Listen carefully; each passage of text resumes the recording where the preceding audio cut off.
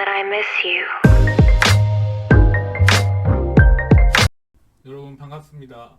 김성윤입니다. 마이크 잘 들어가고 있는지.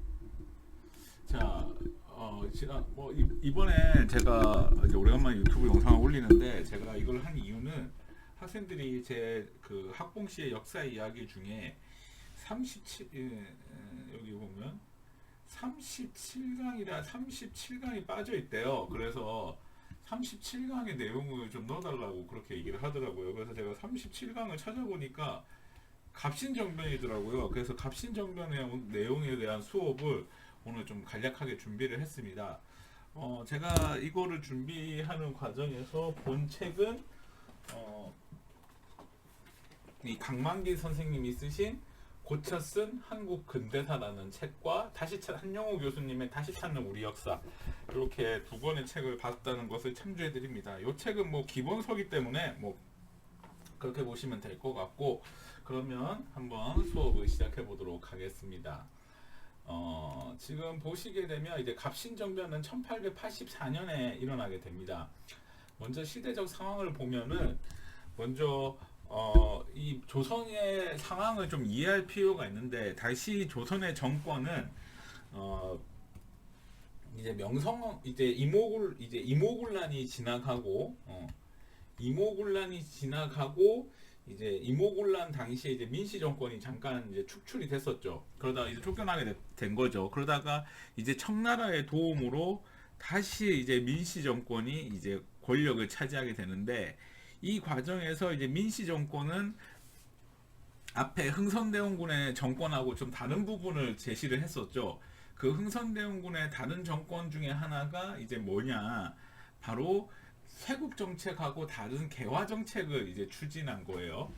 그래서 이 개화 정책을 추진을 하고, 이 개화 정책을 이제 추진한 과정에서 이제 개화 정책을 추진하는 과정에서 이제 여러 가지 문제점이 발생을 했어요. 그 중에 가장 큰 문제점이 바로 이 이모군란이었어요. 그래서 이 90군대에 대한 반란으로 이제 명성황후가 쫓겨났다가 청나라의 도움으로 다시 돌아오게 됩니다. 그래서 이제 명성황후가 이렇게 돌아오고 나서 이제 청나라의 도움으로 이제 권력을 잡은 민씨는 이제 보수화가 됩니다. 자신의 정권을 지키는데 더 혈안이 되죠. 그래서 이쪽에 보시면은 지금 집권층은 이제 명성황후 집안인 영흥민씨 집안, 그 다음에 이쪽에는 이제 청나라를 본받자라는 온건계합파, 이 대표적인 인물이 이제 김웅직 같은 사람들, 이런 사람들이, 김웅직 같은 사람들이 이제 당시에 이제 권력을 잡고 있었죠. 이러한 가운데서 지금 이쪽에 보시게 되면은 수구당이다, 사대당이다, 이런 표현이 있는데, 이 표현은 누가 붙였냐면은 여기에 보면은 이 하부층, 그러니까 권력에 보면 상부, 그러니까 의정부하고 이제 높은 관직에 있는 사람들하고 이 하부층, 낮은 관직에 있는 사람들이 있는데, 이 낮은 관직에 있던 사람들이 대다수가 이제 젊은 사람들이었는데, 이 젊은 사람들이 볼 때는 이쪽에 명성황후 집안, 이쪽 집안 사람들을 청나라에게 아부하는 수구당이다, 맨날 사대주의만 얘기한다 해서 비꼬는 사대당이라고 했어요. 그러니까 사대당이랑 독립당이라는 얘기는 결과적으로 이 사람들이 만들어낸 얘기다, 이렇게 볼 수가 있겠죠. 그래서 조선에서는 당시 여기 사진에 보시면은 명성황후가 권력을 잡았을 상황과, 그 다음에 밑에는 이제 급진개화파가 권력을 잡고 있었다, 요렇게 보시면 될 것 같아요. 이러한 상황 속에서 이제 국내의 상황을 봤고, 국외의 상황을 보면 이때 당시에 청나라하고 프랑스하고 전쟁이 일어났어요. 그래서 이걸 뭐라고 하냐면 청불 전쟁이 일어났다고 하는데, 이 청불 전쟁이 일어나게 되면서 결과적으로 이 청불 전쟁이 일어나면서 당시에 이제 이 청불 전쟁이 일어났던 이유는 이 베트남을 두고 청나라하고 일본하고 이제 전쟁이 일어납니다. 그러자 이제 청나라에서는 조선에 파병와 있던 1500명의 그 위안스카이, 원세계가 이끄던 그 위안스카이에 있는 군대를 돌아오라고 한 거죠. 그래서 이때 당시에 조선에 주둔하고 있던 병사들이 누가 있었냐면, 조선에 주둔하고 있던 병사들이 이모군란 이후에 이 청나라 병사 1500명이 주둔하고 있었고, 일본 병사 300명이 주둔하고 있었는데 이 1,500명이 지금 이 베트남으로 이제 내려가게 된 거예요. 그러자 이제 조선에 있는 군대는 이제 일본군밖에 없는 상황에 놓인 거죠. 그러니까 이게 이러한 상황이 이제 일본한테도 어떻게 보면 좋다고 할 수 있겠지만은 실제로 선택해야 되는 상황에 놓여 있는 거죠. 이때 당시에 일본의 입장에서는. 그리고 당시에 이제 이러한 상황 속에서 우리 정부의 이 아래 아까 얘기했던 요 아래에 있던 급진 개화파들이 나름 정변에 대해서 준비를 하고 있었어요. 그래서 이 사람들은 급진 개화파는 조사 시찰단 이거 조사 시찰단이라는 게 이제 일본 갔다 온 거죠. 일본. 일본도 갔다 오고 영선사를 통해서 이제 청나라도 갔다 오고 이랬어요. 근데 이제 한국사 능력 검증 시험에는 이제 주로 조사 시찰단 하면은 그냥 급진 개화파가 대다수다 뭐 이렇게 나오는데 이거는 진짜 간단하게만 얘기하는 거고 사학과에서는 이 급진 개화파 세력들이 조사 시찰단도 가고 영선사 청나라도 가면서 다양하게 이런 학문 서학에 대한 지식들을 얻어오고 있었죠. 그런데 이들은 이제 개화 사상을 이제 널리 펼치기 위한 문화 활동도 전개를 하고 막 이랬어요. 그래서 이러한 것들이 이제 급진 개화파가 하고 있었다.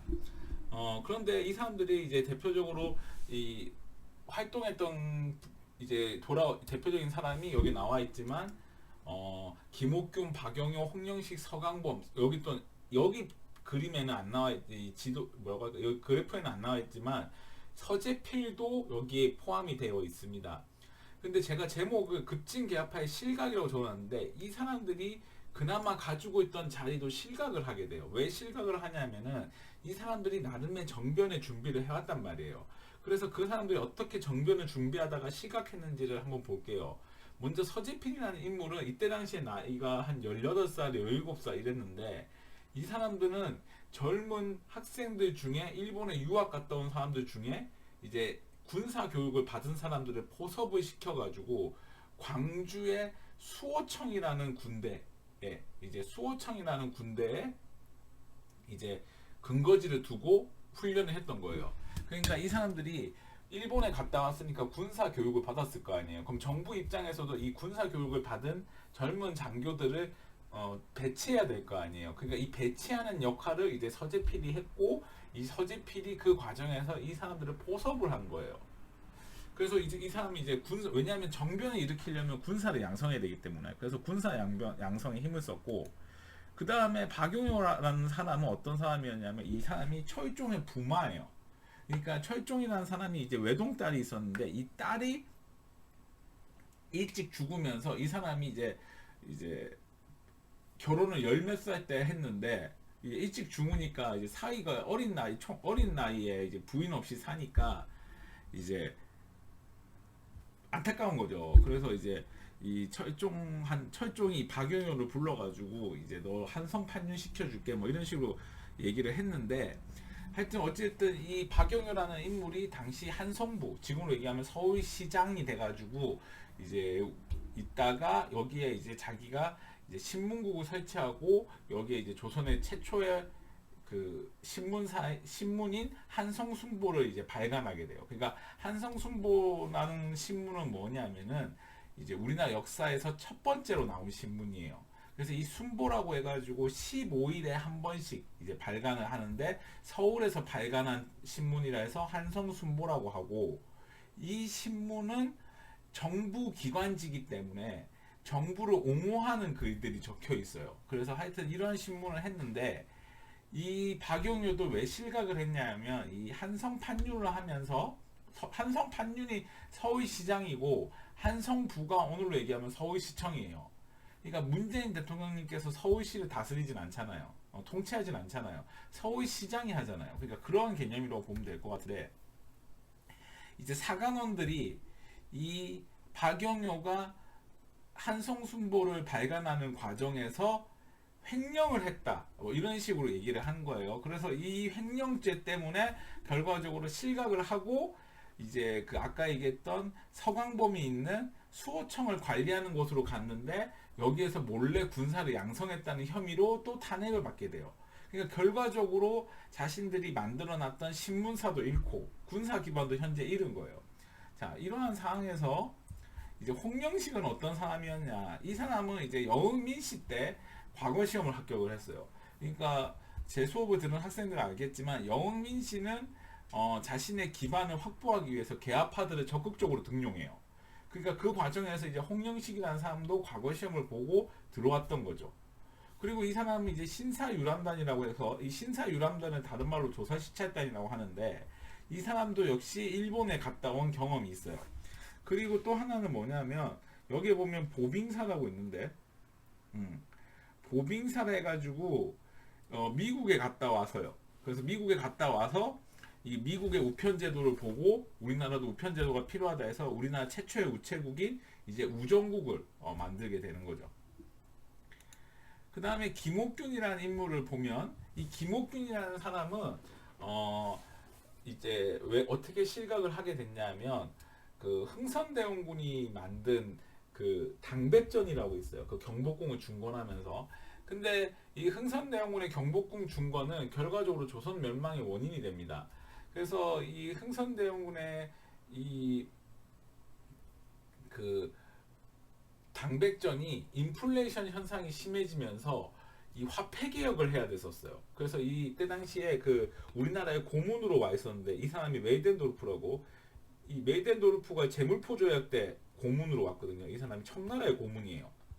근데 나도 이건 잘 모르겠는데 이 사람이 뭐 제가 근대사 전공은 아니니까 일제강점기 전공이라서 이 메이덴도르프가 우리나라에 와서 우리나라를 엄청 많이 도와줍니다. 이 무슨 감동을 받았는지는 모르겠는데 하여튼 우리나라를 많이 도와줘요.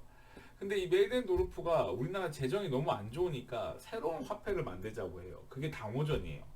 근데 이거는 제가 아마 지금 대학 수업을 듣는 학생들한테는 아마 얘기를 안 해줬을 거예요. 왜냐하면 교양 수업이기 때문에 당호전까지는 제가 설명을 안 하고 이제 사학과에서는 제가 당호전을 설명을 하거든요. 그래서 당호전이 새로운 화폐를 만들자. 또 그러니까 화폐가 자꾸 떨어지고 물가는 상승하니까 이걸 화폐 개혁을 해야 된다 이렇게 얘기를 했는데 김옥균은 또 화폐 개혁을 하면 언젠가는 또 이런 현상이 생기면 또 화폐를 만들어야 된다. 그러기보다는 차라리 돈을 빌려와서 이걸 수습하는 게 낫지 않겠냐 이런 얘기를 하게 돼요. 그래서 일본에다가 일본의 이제 차관을 빌리자고 요구를 해요. 그래서 이제 김옥균이 일본에 가서 이제 협상을 하는데 이제 일본에게 울릉도하고 제주도에다가 이제 그 어획을 할 수 있는 걸 어획을 얘기하면서 이제 외채를 빌려오려고 했는데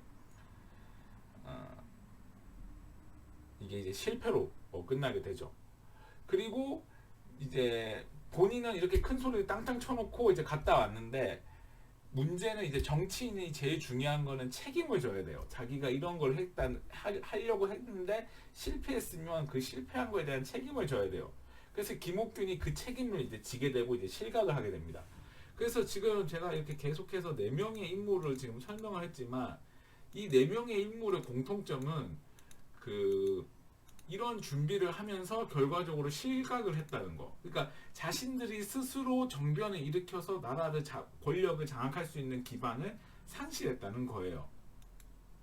자, 그러다가 이제 이 사람들이 이제 자신의 힘으로 안 되니까 외국한테 힘을 빌리자 해가지고 첫 번째로 찾아간 게 이제 미국입니다. 그래서 미국에 찾아갔는데 이것도 이제 거절을 당해요. 그러다가 이제 일본한테도 이제 찾아가서 얘기를 하는데 이때 당시에 다케조에 일본 공사 이름이 다케조예요. 여기 다카조인가? 다카조에 다카조에를 만나가지고 이제 도와달라고 했는데 처음에 거절을 했어요. 근데 이 사람이 일본에 잠시 보고하러 갔다 와서 이 사람이 이제 심경 변화가 일어났는지 갑자기 우리를 도와준다고 해요. 그러니까 이렇게 되는 거죠. 미국한테 가서 협상 거절당하고 일본한테 가서 거절당해서 한숨 푹 쉬고 있는데 갑자기 와서 너 도와줄게 이렇게 나온 거예요. 그러니까 아마 일본에서도 이 사람들을 이용해서 조선의 주도권을 장악하자라고 일본 정부에서 이런 생각을 했던 것 같아. 그게 바로 이 청나라 군대 누구인가? 지금 누가 기침 소리를 내었어? 철수한 것이 이제 영향이 되었다라고 이제 저는 생각이 됩니다. 그래서 이 일본의 영향을 받고 이제 일본의 이제 도움을 받기로 합의를 하고 이제 우리가 흔히 아는 이제 급신정변을 준비하게 되는 거죠.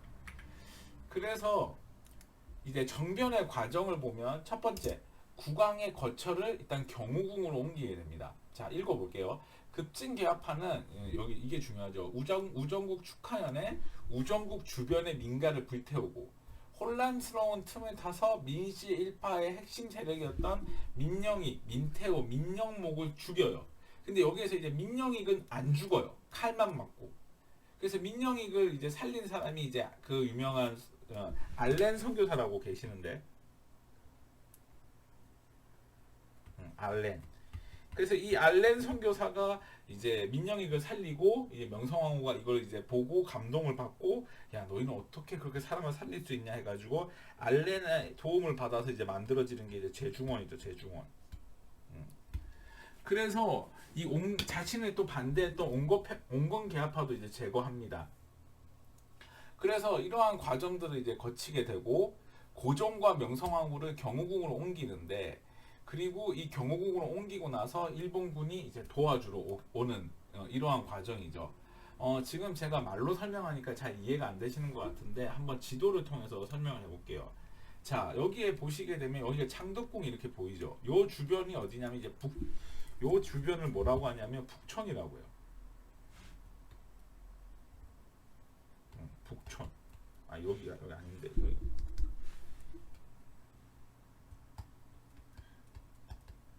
요 주변이 이제 북촌인데 이 북촌 주변에 그 김옥균, 서강범, 서재필 등이 같이 살았어요. 그래서 서로가 교류를 했고 여기가 이 경우궁이라고 보이는데 여기가 실제로 궁궐이 아니고 조선의 궁은 총 5개가 있는데 그거 외로 이제 뭐 제사를 지낸다거나 그 다음에 예를 들어 왕의 엄마에 위해서 제사 지내는 궁궐이 또 조만한 게 하나 있어요. 그게 바로 경우궁이에요. 근데 이 경우궁으로 고종을 옮겼어요. 어떻게 옮겼냐면 다 여기 우정국 보이시죠? 요 주변을 이렇게 불태우고 김옥균이 찾아가서 얘기한 거예요.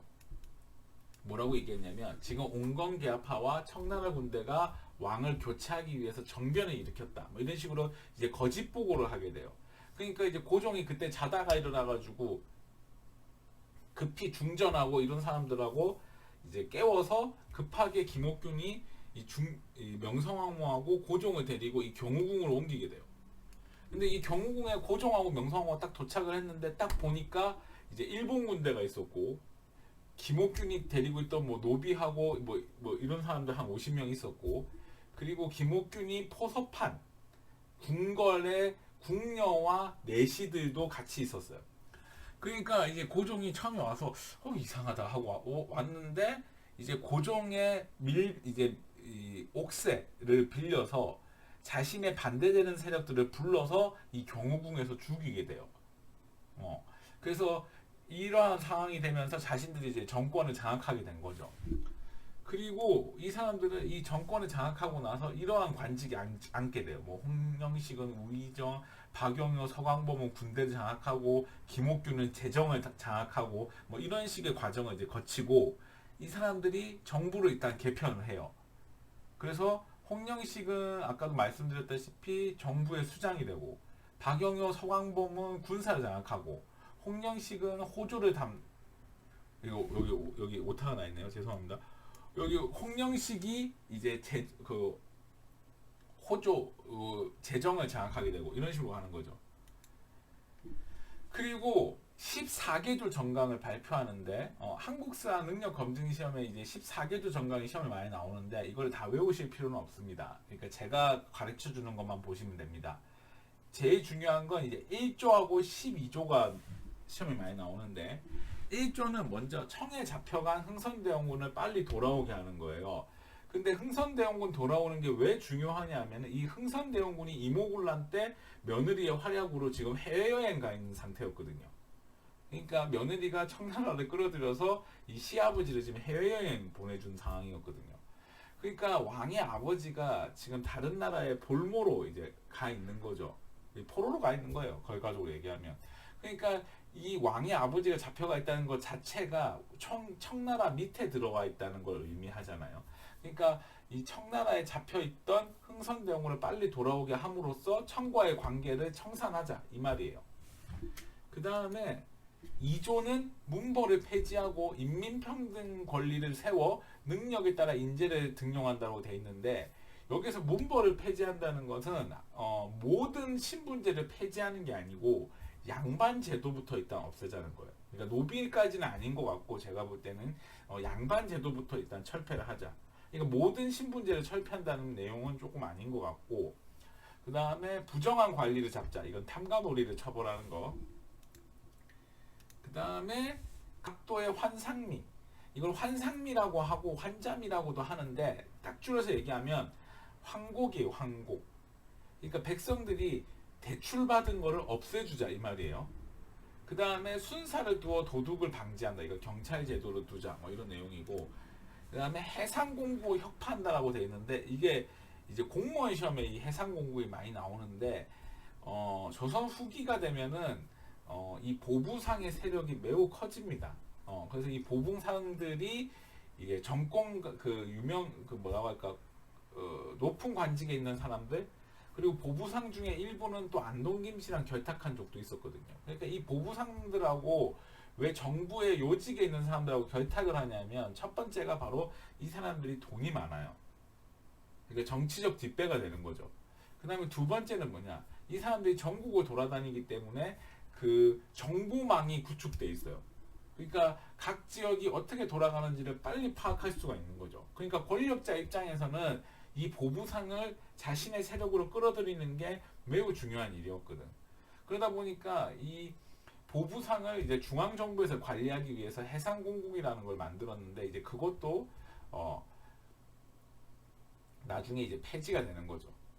이거를 이제 흡하자고 한 거예요. 그러니까 한마디로 부정의 상징이 되는 거고, 한국사 능력 검증 시험이나 공무원 시험에서 제일 중요한 게 바로 12조입니다. 모든 재정을 호조에서 통과한다. 이 말이에요. 그러니까 이 말은 뭐냐면, 국가가 돈을 쓰고 세금을 걷는 기구가 너무 많은 거예요. 그러면 어떤 일이 벌어지냐면 중복으로 세금을 걷고 집행하는 기구가 많아지는 거예요. 그러니까 그거를 정리하자는 거예요. 그 다음에 이러한 내용들이 있고, 이 갑신정변의 좀 성격을 우리가 좀 파악할 필요가 있는데, 일단 1조에서 보면 청나라와의 관계를 끊고 국가적 독립을 지향한다는 점에서 이제 4대 관계를 청산하자라고 볼 수가 있겠고, 두 번째는 아까도 말씀드렸듯이 양반 체제를 청산하자는 점. 그 다음에 세 번째가 제일 중요하다고 저는 생각을 3번, 4번이 제일 중요하다고 저는 생각을 하는데, 3번에 보면 바로 양반 지배 체제를 이러한 양반 지배 체제, 뭐 호주에서 관리하고 뭐 정부 기구 개편, 이러한 것들이 많이 나와 있는데, 이렇게 한다는 얘기는 결과적으로 봤을 때 이 갑신정변은 중앙정부 기구의 개편을 원했던 것이죠. 그러니까 이 갑신정변은 결과적으로 중앙정부의 개혁을 얘기하는 거예요. 그러니까 제가 여기 적어놨는데 위로부터의 개혁이라고 적어놨잖아요. 그러니까 이 내용은 뭐냐면, 이 갑신정변을 일으킨 이 급진개화파들이 어디를 본받아야 된다고 생각을 했냐면, 일본을 본받아야 된다고 생각했어요. 그렇기 때문에 이들은 일본이 했던 메이지 유신이 중앙정부를 중심으로 개혁을 했기 때문에, 이 사람들 입장에서도 중앙정부의 개혁을 하면 알아서 따라올 거라고 이 사람들이 생각을 한 거예요. 그러니까 일본의 성공 사례를 보고 대입을 하려고 한 거죠. 근데 결과적으로 이제 너무 위로부터의 개혁이었다. 이렇게 볼 수도 있겠고, 그 다음에 국가 재정을 통일했다는 점, 이러한 것들이 특징이라고 할 수 있겠다. 근데 이 갑신정변은 결과적으로 이제 실패를 하게 되는데, 이제 이 실패하는 과정을 좀 볼게요. 먼저 개화당이 창덕궁으로 돌아오게 됩니다. 그러니까 이 돌아왔는데, 왜 돌아왔냐면 고종하고 명성황후가 너무 돌아가자고 이제 믿지를 못하는 거죠. 이 개화파를, 그 급진 개화파를. 그리고 이 개화당도 어떤 생각을 했냐면, 이 김옥균이 지금쯤이면 청나라 군대가 우리 한반도로 빠져나갔을 것이다 생각을 하고 이제 돌아온 거예요. 근데 이제 명성황후가 돌아가는 길에 이제 청나라에게 급하게 도와달라고 연락을 하게 되고 결국 청나라 군대 1,500명이 돌아오게 됩니다. 그리고 이제 청군이 돌아온다는 소식을 일본군이 듣고 일본과 청나라군이 이제 밀약을 하게 됩니다. 이제 서로 안 싸우기로. 일본의 입장에서도 지금 당장 청나라랑 싸우기도 그렇고 그렇다고 갑신정변을 일으켰던 개화당 편들어주기도 그렇고 그러다 보니까 이거를 빨리 후퇴하는 것이 자기들한테는 상당히 이익이다. 이렇게 볼 수가 있겠고 그리고 결과적으로 이제 창덕궁에서 일본군과 개화당이 이제 전투가 일어나게 됩니다. 그래서 그 결과 이제 일본군 없이 50명이 이제 싸우다가 결과적으로 이제 사망을 이 개화당에 있었던 사람들이 사망하게 되고 홍영식은 이제 끝까지 청나라 군하고 싸우다가 죽고 김옥균, 박영효, 서광범, 서재필은 이제 일본으로 망명을 가게 돼요. 그래서 이 사람들은 이제 박영효 같은 사람은 완전히 이제 친일파가 돼가지고 이제 돌아오게 되는 거죠. 서재필은 일본에 갔다가 이제 미국으로 가게 되고. 그래서 이러한 과정들을 거치게 된다. 자, 그러면 결과를 볼게요. 자, 조선 측은 일본에게 사과한다. 그리고 조선국은 일본군에서 피해를 보상한다. 그리고 공사 간의 피해와 중축비를 조선이 부담한다. 선생님 여기서 10만원, 2만원이라는 거는 지금 10만원, 2만원하고 다른 거예요. 그 다음에 한성에 상주하는 일본군을 증설한다. 그러니까 일본군의 숫자를 증가한다. 뭐 이런 내용들을 담고 있고 그 다음에 이 텐진 조약을 좀 보면 텐진 조약의 내용을 보면 먼저 이 텐진 조약은 청나라하고 일본하고 맺은 조약이에요. 그래서 내용을 먼저 보면 이렇습니다. 첫째, 이때 당시에 일본에 이등 방문이라고 이제 한문이 적혀 있는데 이등 방문이 누구냐면은 이제 이토 히로부미, 그다음에 이홍장이 만나 조선에 대해서 이제 협상을 하게 돼요. 그 내용을 보면 청과 일본은 조선 반도에서 즉시 철수를 시작해 4개월 안에 완료한다. 그러니까 양쪽의 나라가 동시에 군대를 철수한다. 그다음에 청일 양국은 조선에 대해 군사 고문을 파견하지 않는다.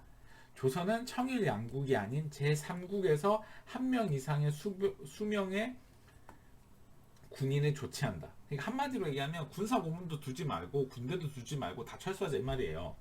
그 다음에 장래 조선에 출병할 경우 이게 제일 중요하죠. 상호 통지한다. 그러니까 조선의 군대를 파병할 시에는 이거를 즉시 얘기해 준다는 거예요. 근데 이게 왜 중요하냐? 나중에 이게 동학농민운동의 원인이 되거든요.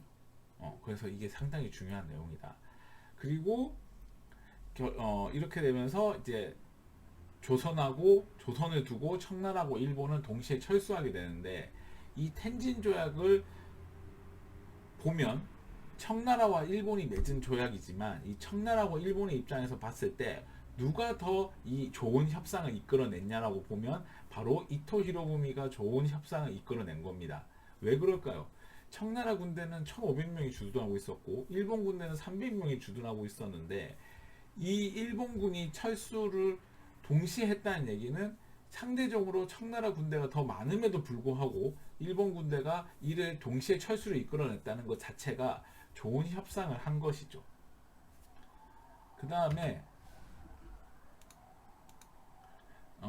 이러한 것들을 이제 바탕으로 제가 이제 한국사 능력 검증 시험을 좀 풀어보도록 하겠습니다. 먼저 보면 자,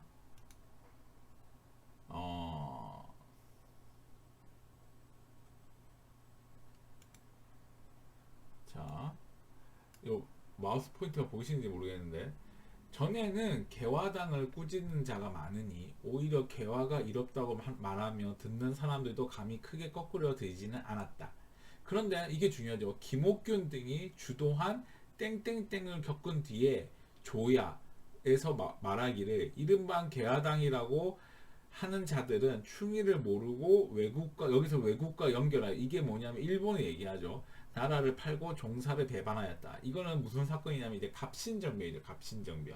그럼 갑신정변에 대한 설명을 옳은 것은 그럼 정답은 한성조약을 체결한 계기가 되었다. 바로 일본이죠. 일본. 2번에 보면은 9번 신참이라는 단어가 나오면은 이제 광무개혁이에요. 이거는 이제 뒤에 보시면 나와 있을 거고, 흥선대원군이 청에 납치돼. 이게 이모군란이고, 부산, 원산, 인천 이게 강화도조약. 그다음에 영선사 파견은 이후. 이렇게 보시면 될 것 같습니다. 그래서 이번 시간에는 이제 갑신정변에 대해서 좀 확인해 봤고요. 다음번에 여러분이 또 원하는 컨텐츠가 있으면 또 한번 하도록 하겠습니다. 감사합니다. You and me, la la la.